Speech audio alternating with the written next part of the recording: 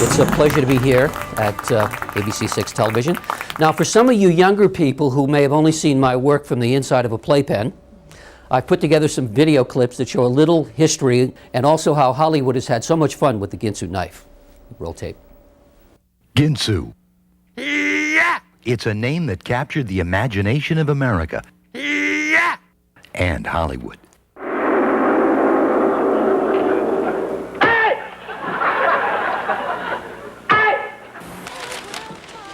Oh, knives. Oh, God. Oh, lots of knives.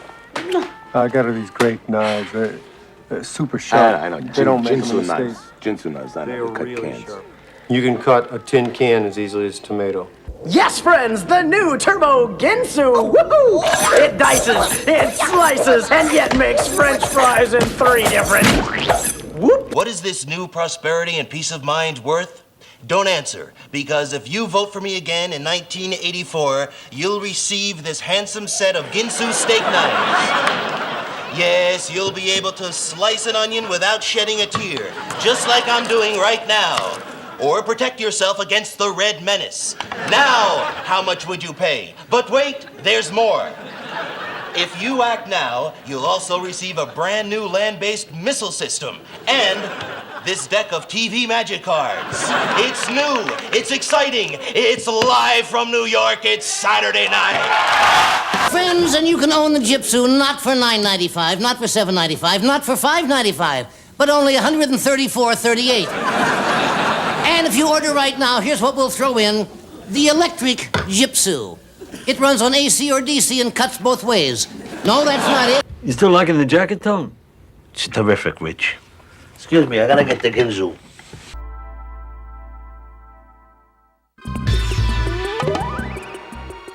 This man is painting a swirl ceiling. Why is this man painting in a tuxedo? Why is he karate chopping a tomato? Why, oh, why is he dropping an egg on a diamond ring? The answer is the genius of Ed Valenti and Barry Besher, who took the boardwalk pitch and added a dose of humor to create one of the most memorable commercials of all time. Are there any commercials that just really annoy you? You know what I'm saying? Just, you know, ones are just kind of sticky. Well, I guess there's a few. I mean, some of them are pretty stupid, don't you think? I don't know, can you think of The Ginsu knife commercial. Oh, sure. Do you need a knife that can cut through a shoe and a can? So, when are we gonna meet this old Ginsu guy? Here's how it all started. Barry and I were just a couple of green kids when we first started, and there were no presidents to guide us when we wrote those televised sales pitches. We actually had to go out and invent them ourselves. Along the way, we had some great successes and a few embarrassing failures, but with each step along the way, we learned something. And those lessons are what I call Ginsuisms. It's far too easy today to leave a voicemail message for someone than it is to actually pick up the phone and talk to them. Now, how many people, if they're honest with me today, have actually done that? Have you actually left a voicemail message for someone knowing that they weren't going to be there just so you wouldn't have to talk? Can I have a show of hands? What's next? We'll be inviting our clients' fax machines out for a business lunch? And the wisdom that I share with you has been and continues to be the cornerstone of my success. In other words, ladies and gentlemen, it's time to double-click the refresh icon on the way you think. Screen test everyone for the role that they will play in your business and in your career, because first impressions are as good as it gets. I believe that when you meet someone for the very first time, that's the best it's ever going to be.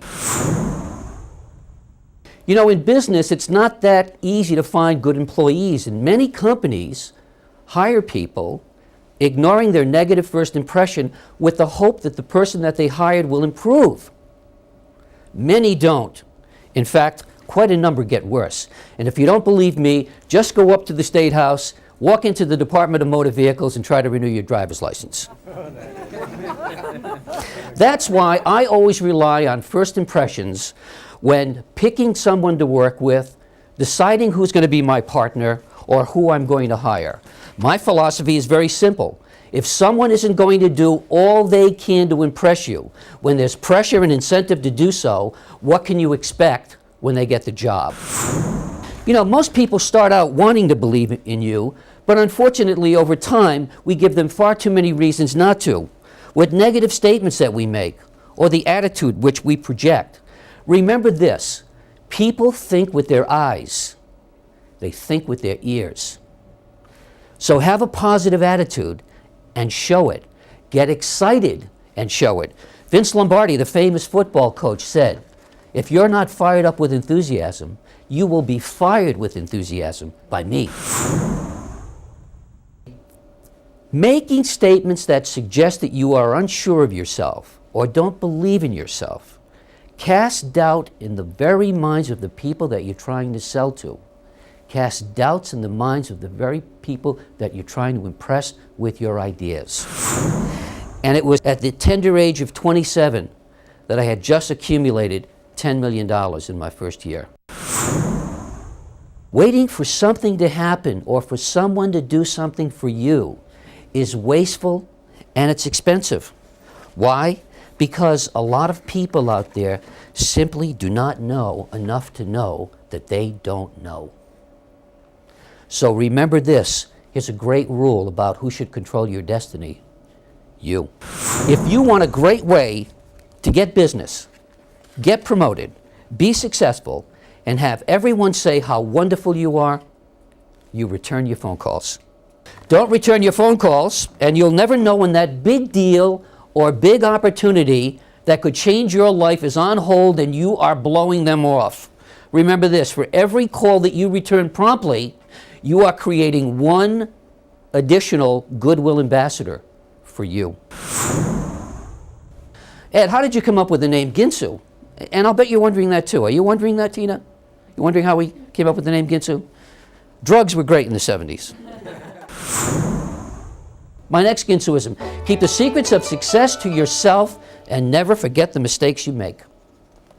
I'll tell you anything you want to know about my mistakes, but don't expect me to tell you very much about my secrets unless I'm sure the information that I give you won't help you to directly compete against me. You know, it never ceases to amaze me how many people in this business, especially mine, who achieve fabulous results and then can't wait to go out and tell the world exactly how they did it. Cocktail parties, restaurants, television articles, newspaper articles, you name it. Mistakes lead us to our next Ginsuism. Not making a mistake is a big mistake. So apart from myself in this room, who here has not made a mistake? Anyone? To me, the biggest problem in business is having a boss who's pig-headed, stubborn, and you're self-employed. Now here's two examples of lessons that I wish I had never learned. We were spending a small fortune on Ted Turner's WTBS in Atlanta, and in 1979, Ted called and said, Ed, Barry, I'm starting a 24-hour news channel, and I'd like you guys to invest some money. I mean, I've been in the broadcast business for a long time. Who in God's name is going to watch news 24 hours a day? Well, I guess he didn't listen to me. I tell you the story. Oh, you like that? Ed is stupid. Yeah, thanks, Ted. Ted says that all the time, by the way. Ed, you said earlier, never settle for what people tell you. What's your pet peeve with sales reps? They don't ask. They come in, they're told they're not on the buy, and they just say, okay, let me know when the next buy's up. You're not on the buy. I can't sell you this for that price. Oh, okay. The car's $5,000. Do you want it? No, I want it for $4,000. Ask. Ask, and you'll always have at least some answer. You don't ask, it's an automatic no. I know the law of averages will always work in my favor. You make enough calls, you'll get orders. Law of averages. It always works. When I was very young, I sold vacuum cleaners door to door. And you want to talk about rejection? But I remember my boss said to me, the average in this business is for every 3 presentations you make, you'll sell 1 vacuum cleaner. I said, well, I'd like to sell 3 vacuum cleaners today. And he went, okay, let's see. Make 9 presentations, you'll sell 3 vacuum cleaners. But if you want to be good, you want to be the best, under promise and over-deliver. Return your phone calls. Be there on time. Be courteous. Remember, you're in the client business. I thought it was excellent. I feel better prepared now to go out on sales presentations, and the Ginsuisms are really helpful. It was great presentation.